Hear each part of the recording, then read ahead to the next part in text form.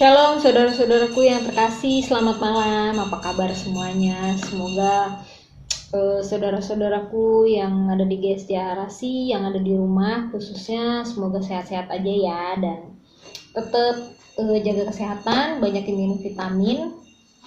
Dan saat ini juga kita lagi menghadapi suasana PPKM yang saya lihat waktu hari pertama PPKM, hari pertama, hari kedua itu suasananya agak-agak ricuh ya, karena dimana-mana orang mau lewat alternatif pergi ke Jakarta pun susah. Dan semoga kebijakan PPKM ini bisa mencegah dan mengurangi adanya peningkatan dari virus COVID-19 ya.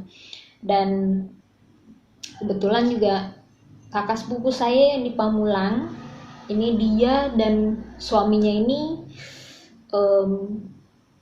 positif terkena COVID-19, dan puji Tuhannya anaknya yang kembar laki sama yang paling kecil perempuan itu negatif.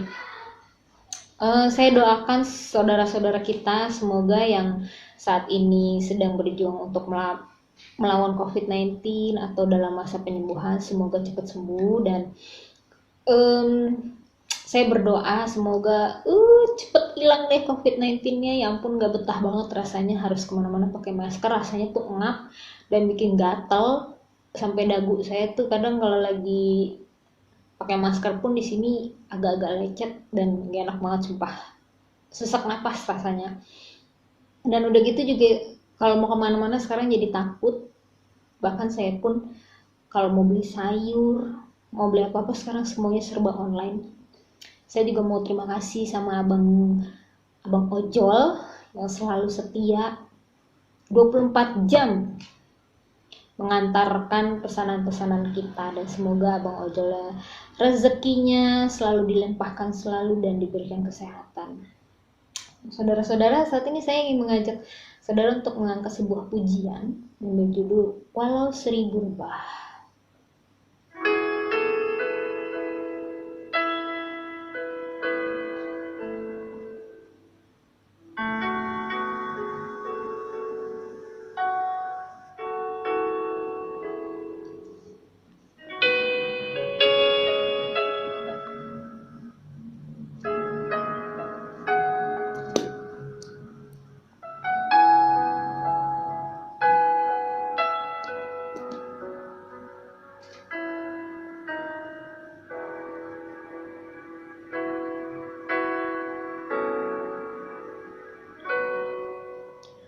Tiada pernah ku ragukan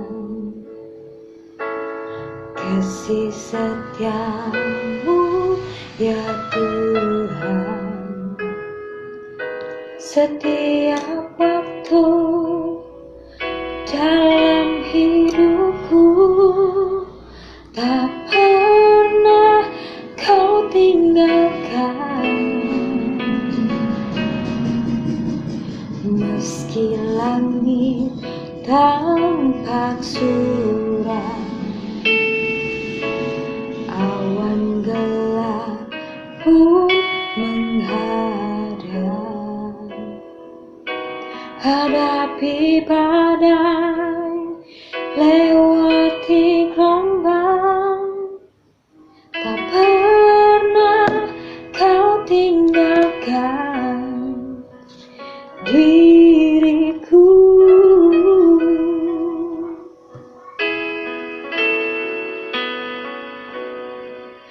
Walau seribu rebah di sisiku, kau tetaplah Allah penolongku. Walau 10.000 rebah di kananku, takkan ku goyah sebab Yesus sertaku.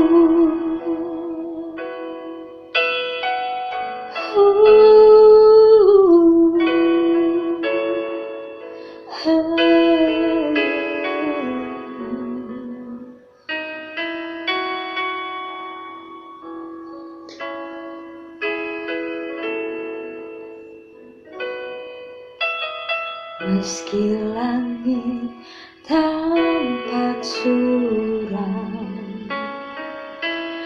awan gelap pun menghadang. Hadapi badai, lewati gelombang, tak pernah kau tinggalkan diriku.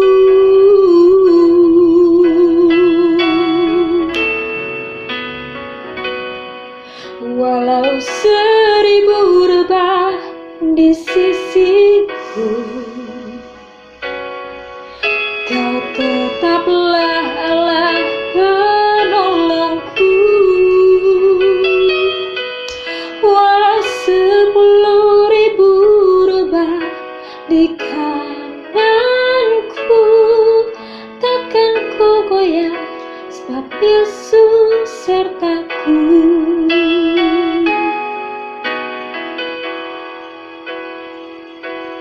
Di sisiku, kau tetaplah Allah penolongku. Walau 10.000 rebah di kananku, takkan ku goyah, sebab Yesus sertaku. Takkan ku goyah, sebab Yesus sertaku. Takkan ku goyah, sebab Yesus sertaku.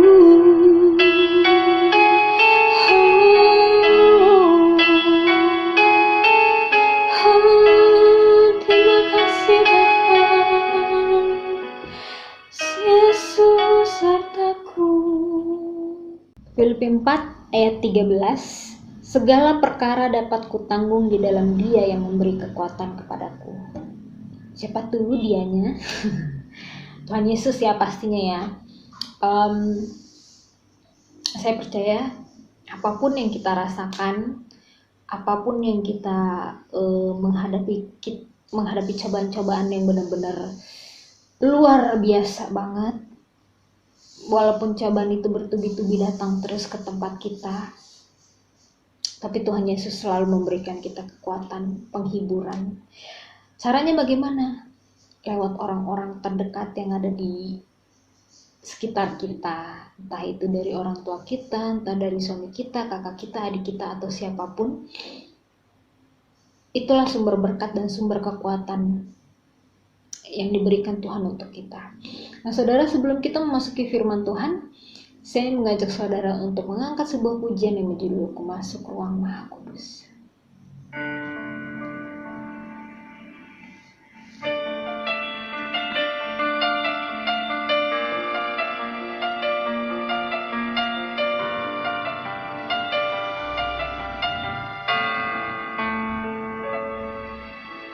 Masuk ruang Maha Kudus dengan darah anak domba.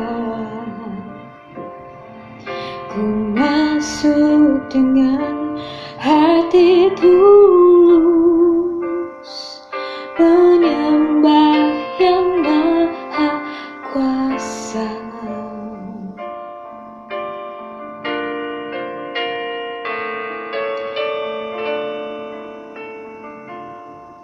Ku masuk ruang Maha Kudus dengan darah anak domba. Ku masuk dengan hati tulus, menyembah yang Maha Kuasa. Ku menyembahmu, ku sembahmu,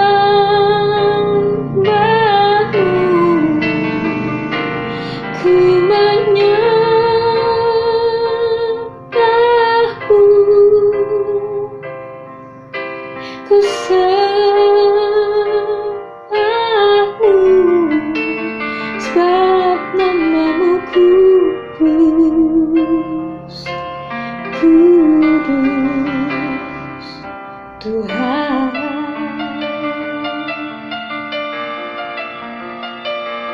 saudara-saudara kita mempersiapkan hati kita.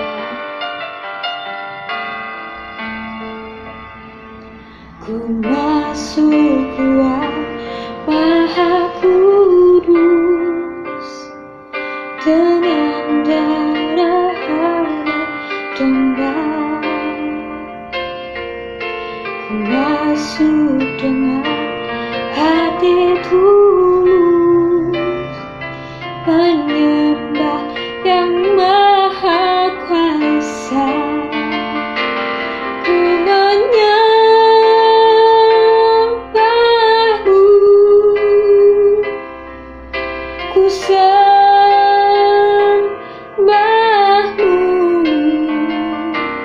ku menyembahmu, ku sembahmu, sebab namamu kudus, kudus Tuhan, sebab namamu kudus, kudus Tuhan. Saudara-saudara, sebelum kita memasuki firman Tuhan, saya mengajak saudara untuk berdoa terlebih dahulu. Bapa yang di dalam surga, terima kasih atas penyertaan dan kasih setiamu ya Tuhan. Tuhan Yesus, saat ini kami sedang mempersiapkan hati kami ya Tuhan. Sebentar kami akan mendengarkan firman-Mu. Berkati juga hamba-Mu yang akan membawakan firman-Mu ya Tuhan. Tuhan Yesus, saat ini kami berdoa untuk kebijakan pemerintah, yaitu PPKM ya Tuhan. Semoga kebijakan ini bisa mencegah melonjaknya kenaikan angka virus corona ya Tuhan. Kami juga berdoa untuk saudara-saudara kami yang mungkin saat ini sedang dalam masa penyembuhan atau sedang dalam masa isolasi mandiri, atau yang mungkin baru saja terpapar virus corona ya Tuhan. Kami berdoa agar mereka diberikan kesehatan, diberikan kekuatan, diberikan ketabahan, dan diberikan semangat ya Tuhan. Kami tahu Tuhan, Engkau tidak akan memberikan kami cobaan di luar batas kemampuan kami ya Tuhan. Tuhan Yesus, berkati juga orang-orang sekitar kami ya Tuhan. Berkati juga dalam pekerjaan mereka ya Tuhan. Untuk para pelayan-pelayan GSCA Arasi, berkati juga ibadah mereka ya Tuhan, dan pelayanan mereka. Berkati juga hamba-hamba-Mu ya Tuhan. Untuk Bapak Gembala dan Ibu Gembala ya Tuhan, berkatilah mereka dan berikanlah mereka kesehatan ya Tuhan. Tuhan Yesus, kami rindu Indonesia seperti dulu ya Tuhan, tanpa masker, dan kami juga rindu untuk aktivitas seperti biasanya Tuhan. Kami rindu ingin ke gereja, khususnya anak-anak sekolah minggu ya Tuhan. Tuhan Yesus, sebentar lagi kami akan mendengarkan firman-Mu. Persiapkanlah hati kami ya Tuhan. Berkati hamba-Mu yang akan membawakan firman-Mu ya Tuhan. Untuk ibadah selanjutnya kami serahkan ke dalam tangan-Mu ya Tuhan. Haleluya, amin. Halo Ibu Bapak Saudara sekalian, tadi kita udah memuji Tuhan.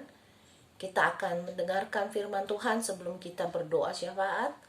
Mari kita buka hati dan pikiran kita, supaya firman Tuhan yang kita dengar akan menjadi kekuatan, menjadi pembangkitkan iman kita untuk melihat bahwa seluruh doa yang kita sampaikan kepada Tuhan tidak pernah sia-sia.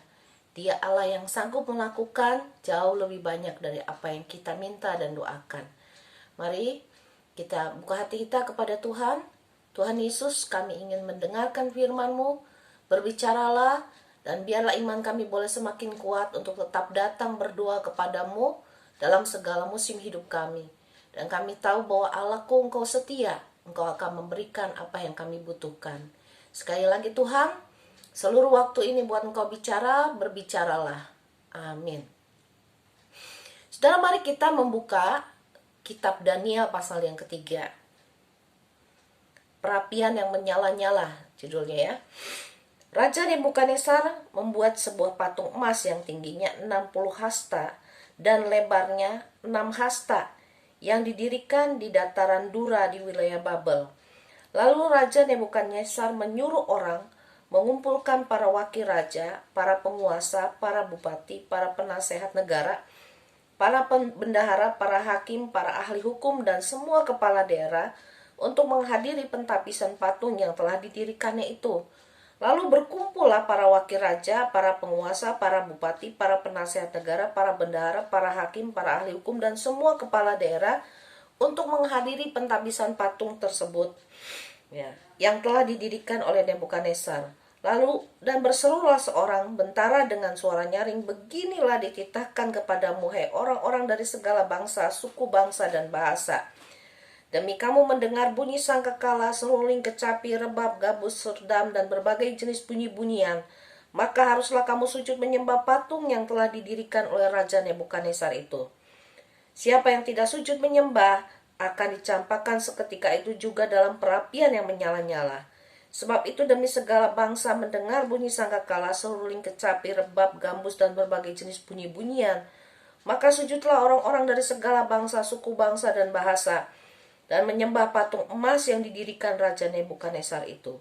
Pada waktu itu juga tampillah beberapa orang Kasdi menuduh orang Yahudi. Berkatalah mereka kepada Raja Nebukadnezar, ya Raja, kekalah hidup Tuanku.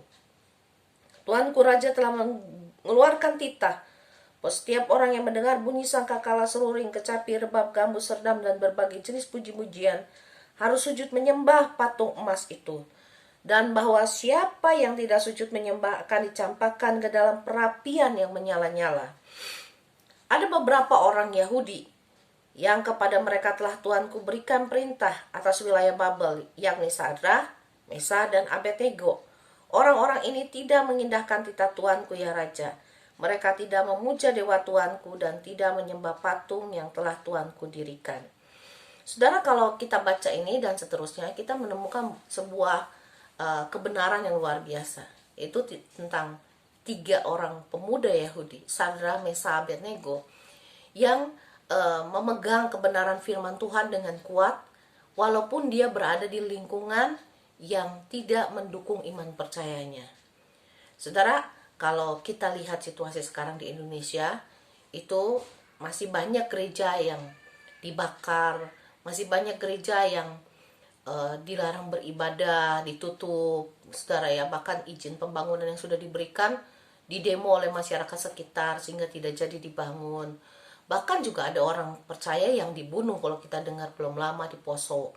Jadi kita lihat situasi negeri kita juga tidak aman banget sih ya kalau lihat, walaupun pemerintahan pusatnya itu baik gitu. Tapi kita lihat ada beberapa orang ekstremis yang masih bergentayangan di negeri ini, saudara. Bukan pemerintahnya, tapi oknum-oknum yang punya pemahaman radikal yang tidak baik itu bekerja dan membunuh orang yang tidak seiman. Hari ini kita menemukan bahwa keadaan itu pun pernah terjadi dulu di zamannya tokoh-tokoh rohani seperti Sadrah, Mesah, Abednego di Babilonia. Ketika Raja Nebukadnezar memerintah, bukan rajanya kan yang sebenarnya yang menginginkan siapa yang tidak menyembah patung akan dihukum atau dibinasakan, tetapi orang-orang tertentu yang duduk di pemerintahan yang punya niat jahat ingin menjatuhkan orang-orang salehnya Tuhan yang duduk di pemerintahan. Nah, caranya gitu ya, yaitu bahwa mereka cari cara bagaimana supaya orang-orang ini akan dijebloskan atau dihukum mati, di penjara. Bukan hanya di penjara tapi dihukum mati. Nah, kesempatan itulah ketika mereka mendirikan patung, mereka jebak raja untuk kasih meterai dan kasih peraturan yang raja nggak pikirkan lebih jauh, bahwa efeknya akan membuat orang-orang kepercayaannya juga mati gara-gara undang-undang yang sudah dia setujui. Saudara, itu namanya situasi sulit yang tidak pernah kita duga dalam kehidupan, namanya ya. Dan itu juga tidak pernah diduga oleh Sadra, Mesa, dan Abednego. Tapi kita bisa belajar sebuah kebenaran lain dari peristiwa ini, yaitu sesukar apapun, setidak terduga apapun problem yang mengejutkan dalam hidup kita terjadi, saudara, ada hal yang paling fundamentalis atau yang paling mendasar dari kehidupan orang Kristen, yaitu bahwa pikiran kita, hati kita sudah dipenuhi oleh kebenaran firman, bahwa Allahku sanggup melakukan segala perkara. Saudara, itu harus dipegang baik-baik. Terus yang kedua, Allahku setia. Yang ketiga, Allahku hidup. Saudara ya. Dan yang keempat, saudara, bagi Tuhan tidak ada yang mustahil. Lalu ketika keadaan atau situasi yang sulit itu tetap diizinkan Tuhan yang terjadi, apakah yang akan disikapi oleh orang Kristen? Sikap yang kita dapatin dari Sadra, dan Abednego dan Mesak adalah sebuah kebenaran yang paling luar biasa, saudara. Apa itu? Ketika mereka diadukan ke raja, saudara, yang menyebabkan mereka harus mengatakan yang sesungguhnya bahwa mereka tidak akan menyembah patung yang didirikan oleh Nebukadnezar, maka Nebukadnezar tidak bisa mengelak lagi untuk menghukum mereka, karena udah dikasih meterai oleh dia sendiri, saudara. Akhirnya Sadra, Mesa, dan Abednego dimasukkan ke dalam dapur perapian yang dipanaskan 7 kali untuk membunuh mereka bertiga. Tapi tahu satu hal yang paling luar biasa, saudara, sebegitu niatnya mereka untuk membunuh 3 orang yang sangat mengasihi Tuhan ini, yang terbunuh bukan 3 orang itu, saudara. Yang terbunuh orang yang punya niat membunuh. Mereka yang berusaha melemparkan Sadra, Mesa, Abednego, justru karena perapian itu dinyalakan panasnya 7 kali lipat dari yang normal, maka mereka yang kena, yang dekat dengan uap panasnya aja, mereka yang mati duluan. Sementara Sadra, Mesa, dan Abednego, apa yang terjadi dengan mereka? Orang-orang di sekitar melihat, raja melihat dari kejauhan, karena 7 kali dipanaskan tuh panasnya 7 kali lipat. Nggak mungkin raja deket-deket ya, pasti dari jauh dia teriak mengatakan, ya, apa yang terjadi, katanya. Tadi yang dilempar 3 orang, katanya. Tapi 3 orang itu, saudara, tidak 3 lagi, tapi berempat jalan di dalam dapur perapian itu. Dan sehelai rambutnya pun gak ada yang terbakar ya. Kalau baju kebakar ya pasti kebakar, tapi intinya apa? Bajunya aja gak kebakar, rambutnya aja gak kebakar, saudara ya. Itu menunjukkan penyertaan Tuhan yang luar biasa. Tapi inti dari semuanya adalah bukan soal bagaimana Tuhan menyatakan kuasanya di dalam dapur perapian sehingga mereka tidak terbakar. Tapi yang paling menentukan dari kualitas iman ketiga orang ini adalah waktu mereka bilang seperti ini, sekalipun Allahku tidak membebaskan aku tidak akan pernah menyembah dewa Tuhanku. Dewa Tuhanku yang Tuhanku dirikan.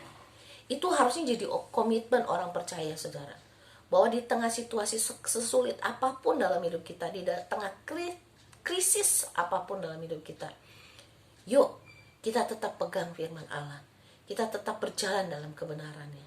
Dan karena Sadra, Abednego, Mesa memilih untuk tetap berpegang kepada kebenaran itu, makanya Tuhan menyatakan mujizatnya.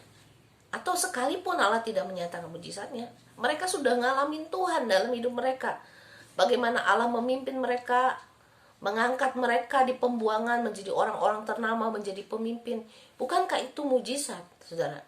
Ada saatnya kita diposisikan untuk tetap berpegang kepada kebenaran di tengah kesulitan, atau kita memilih takut, zona nyaman, lalu kita mulai mengabaikan iman. Itu pilihan, saudara. Tapi Sadra, Mesa, Abednego itu tetap memilih untuk tetap mencintai Tuhan apapun resikonya. Dan itulah yang seharusnya dilakukan oleh orang percaya, oleh kita sepanjang umur kita. Seberat apapun tantangan hidup kita, tetaplah berpegang pada firman Allah. Sekalipun sepertinya Tuhan tidak melepaskan kita dari kesukaran itu, tetaplah berpegang kepadanya, karena Dia Allah yang setia. Kalau saudara dulu pernah mengalami Tuhan baik, kemarin saudara ngalamin Tuhan baik, dan kalau hari ini saudara mengalami kondisi yang tidak baik sama sekali, di tengah pilihan pun sepertinya Tuhan membiarkan saudara dengan situasi yang sulit yang sepertinya tidak dilepaskan, tetaplah berjalan dengan iman saudara, untuk berpegang teguh kepada Dia, dan jangan pernah meninggalkan Tuhan.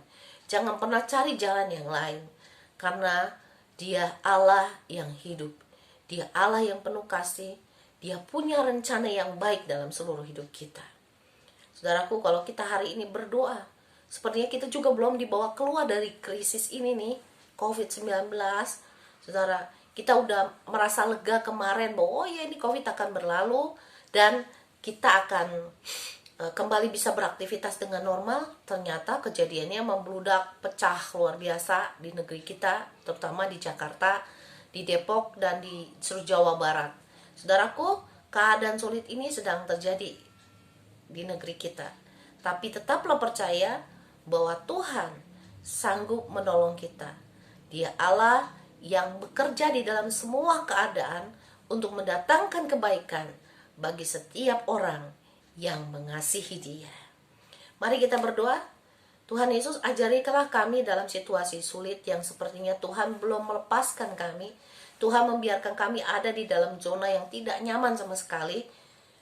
Ajari kami terus menaruh kepercayaan yang besar seperti Sadra, Mesa, Abednego, tetap mempercayai Tuhan di tengah situasi yang sulit, tetap memilih Tuhan di tengah situasi yang sulit, tetap memutuskan untuk mengikuti dan mentaati Tuhan di tengah situasi yang sulit.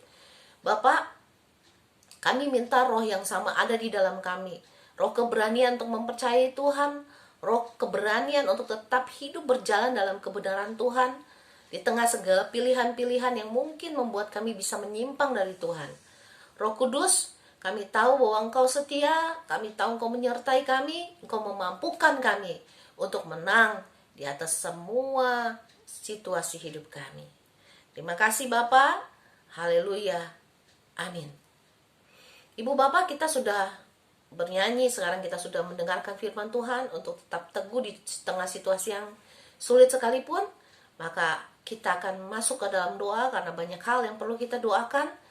Kita akan berdoa syafaat, angkat hati saudara, angkat iman saudara bahwa Tuhan kita, Tuhan yang mendengarkan doa dan sanggup melakukan segala perkara. Tuhan Yesus, kami berdoa saat ini datang kepada Engkau. Datanglah kerajaan-Mu, jadilah kehendak-Mu di atas seluruh kehidupan kami, anak-anak-Mu. Kalau hari-hari ini Tuhan, kami dibawa lagi ke kondisi yang berat untuk menghadapi COVID-19. Kami bersyukur kepadamu untuk beberapa orang yang sakit dan Tuhan sudah menyembuhkan mereka. Terima kasih untuk kami yang diluputkan dari COVID-19. Tolong kami untuk tetap Tuhan menjaga kesehatan kami, lindungi kami dari apa yang tidak bisa kami hindari. Bapak, kami minta darah Tuhan menutup bungkus setiap anak-anak-Mu menyertai kami. Karena ada banyak mereka juga yang masih harus bekerja, harus melewati situasi yang sulit ini di jalan. Tuhan, tutup bungkus dengan darah-Mu dan kembalikan mereka pulang dengan selamat, tidak kurang suatu apapun. Jauhkan mereka dari segala virus, sakit, penyakit, dan mara bahaya. Bapak, kami juga berdoa buat mereka yang sedang dalam pemulihan. Biarlah Tuhan Kau menyempurnakan kesembuhan mereka. Tuhan Yesus, kami berdoa buat pemerintahan bangsa ini di tengah menghadapi COVID-19. Tuhan beri kekuatan buat pemerintah, beri hikmat untuk supaya mencegah wabah ini terus merajalela kemana-mana. Tuhan memberi kekuatan, kesehatan, proteksi yang besar dari Tuhan sendiri buat para medis, orang-orang yang ada di rumah sakit yang bergerak untuk menangani, bahkan mereka yang bekerja untuk memakamkan para jenazah. Tuhan tolong supaya mereka terlindungi dari COVID-19. Bapak, kami minta kepada Tuhan, darah Tuhan Yesuslah yang bekerja, menolong supaya para medis ini, dokter-dokter, perawat, semua Tuhan yang bekerja, lindungi mereka supaya mereka tetap sehat, tetap kuat, terhindar dari COVID-19. Karena mereka juga harus menjauhi keluarga mereka, menghindari keluarga mereka supaya tidak ada yang ditularkan. Roh Kudus, kami minta penghiburan, kasih setia supaya mereka tidak stres di tengah tekanan-tekanan berat, harus menjadi relawan, harus menjadi seorang yang menolong orang lain. Kami berdoa Tuhan buat semua mereka yang saat ini terbaring di rumah-rumah sakit karena COVID-19. Tuhan jamah dan sembuhkan. Tolong bangsa ini Tuhan, biar lewat peristiwa ini ada banyak orang menjadi percaya kepada nama-Mu yang kudus. Tuhan jamah negeri kami, Tuhan jamah Indonesia, supaya dari timur, barat, utara, selatan negeri ini berduyun-duyun orang datang kepada nama-Mu yang kudus, menyembah-Mu, percaya kepada Engkau bahwa Engkaulah juru selamat. Kami berdoa Tuhan buat gereja-gereja Tuhan, buat anak-anak Tuhan, Engkau pakai kami menjadi saksi-Mu, berikan roh yang berani kepada kami untuk bercerita tentang Tuhan, menyaksikan tentang kasih Tuhan. Bapa, berkat-Mu atas Indonesia, atas langitnya, atas tanahnya, atas gunung-gunungnya, atas sungai-sungai, danau dan lautannya. Biarlah dari dalamnya dihasilkan hasil-hasil terbaik bagi negeri ini. Tuhan, kami berdoa Tuhan buat bangsa-bangsa di dunia. Biarlah sungguh-sungguh berduyun-duyun orang-orang datang kepada nama-Mu yang kudus. Mereka boleh berseru-seru kepada nama-Mu. Mereka boleh berkata bahwa Engkau adalah Tuhan dan Juru Selamat. Bapa, kami minta kepada Tuhan, datanglah kerajaan-Mu, jadilah kehendak-Mu di atas setiap pribadi kami, di atas gereja-Mu, di atas bangsa ini. Permuliakanlah nama-Mu Tuhan, nama yang kudus, nama di atas segala nama. Berkat Tuhan yang terbaik, yang terbesar bagi hidup kami adalah penyertaan-Mu. Kalau Engkau beserta dengan kami Tuhan, siapakah lawan kami? Kalau Engkau ada di pihak kami Tuhan, kami lebih dari pemenang. Terima kasih Bapa, kami serahkan hidup kami ke dalam tangan-Mu, Allah yang kuat dan perkasa. Terima kasih Bapa, di dalam nama-Mu yang kudus kami berdoa. Kekasih-kekasih Tuhan, mari kita angkat tangan kita kepada Tuhan. Cahaya wajah Tuhan menyinari kita. Tangannya yang baik ada di atas kehidupan kita. Karena itu terimalah berkat dari Allah Bapa, cinta kasih sayang dari Tuhan Yesus, pimpinan dan penyertaan dari Roh Kudus menyertai kita semua sampai Maranatha, Yesus kembali. Amin. Selamat malam, Tuhan memberkati saudaraku.